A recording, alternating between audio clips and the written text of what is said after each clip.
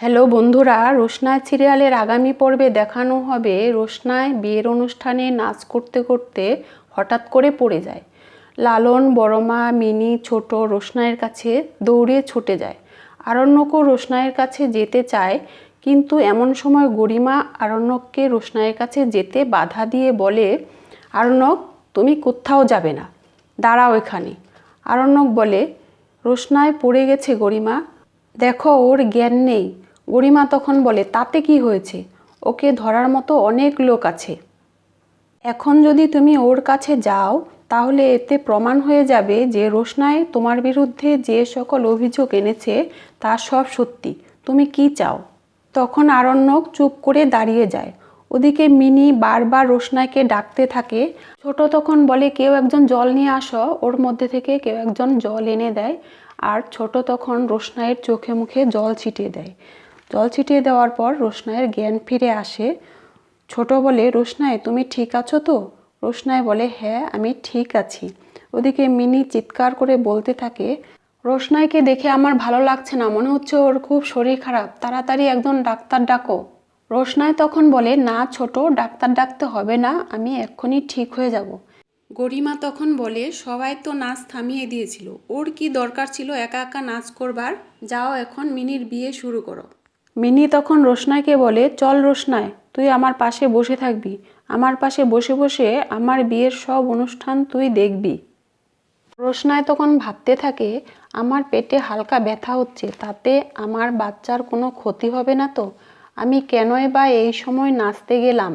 স্যারজি আমার এই বাচ্চাকে মেনে নিক আর না নিক, আমি তো এই বাচ্চাকে অস্বীকার করতে পারবো না। হে ঈশ্বর, তুমি দেখো আমার বাচ্চার যেন কোনো ক্ষতি না হয়।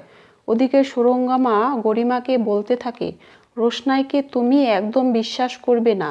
আমরা মুম্বাইতে দেখে এসেছি ও আদিত্য কাপুরের সাথে কিভাবে ঘনিষ্ঠ সম্পর্ক ছিল। গরিমা তখন বলে, না মা, আমি পুরোপুরি এই মেয়েটাকে অবিশ্বাস করতে পারছি না যে আরণ্যকের সাথে ওর কোনো সম্পর্ক নেই। তারপর আমি এটাও দেখতে চাই রোশনাই আর কি অজুহাতে এই বাড়িতে থাকে। এদিকে লালন আর মিনির বিয়ের অনুষ্ঠান যথারীতিভাবে চলতে থাকে। মালা বদল হয়ে যায়।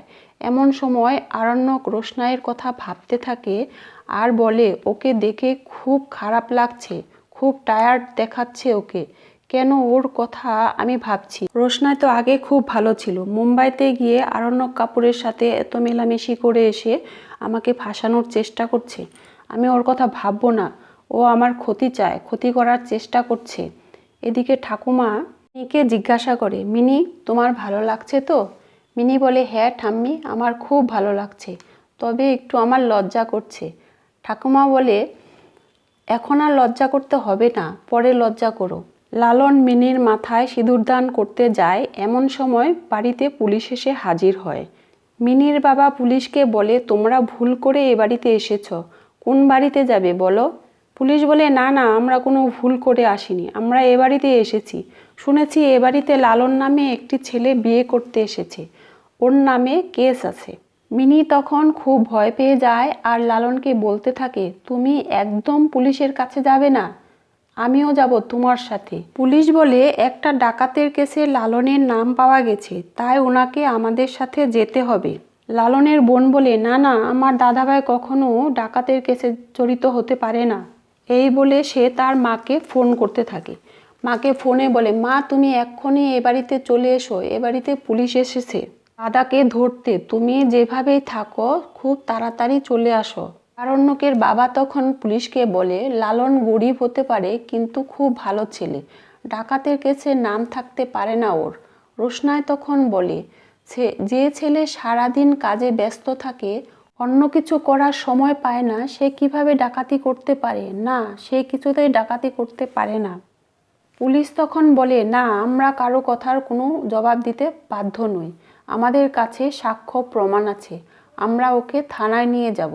সুরঙ্গমা তখন মিনির মাকে বলে, কার সাথে মেয়ের বিয়ে দিচ্ছ? সরি, আমরা একদম এ বাড়িতে আমার একমাত্র মেয়েকে রাখতে পারবো না। লালন বলে, আমি বুঝতে পেরেছি কে বা কারা আমাকে এই কেসে ফাঁসিয়েছে। আমি গরিব হতে পারি কিন্তু অসৎ নয়। দিনরাত পরিশ্রম করে সেই ছোটবেলা থেকে সংসার চালিয়ে যাচ্ছি বাবা মারা যাওয়ার পর থেকে। আর আরণ্যক তখন বলে, হ্যাঁ, আমরাও লালনকে বহুদিন ধরে চিনি। লালন একদম ভালো ছেলে, ও খারাপ ছেলে নয়।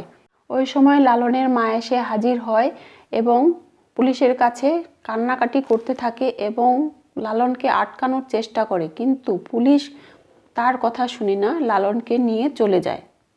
এরপর আরণ্যক, রোশনা, ছোট, মিনির বাবা থানায় যাবে বলে ঠিক করে। রোশনায় বলে, লালন খুব ভালো ছেলে আমার মনে হয়, ও এমন কাজ করতে পারে না। তবে আমি বুঝতে পেরেছি কে এমন কাজ করেছে।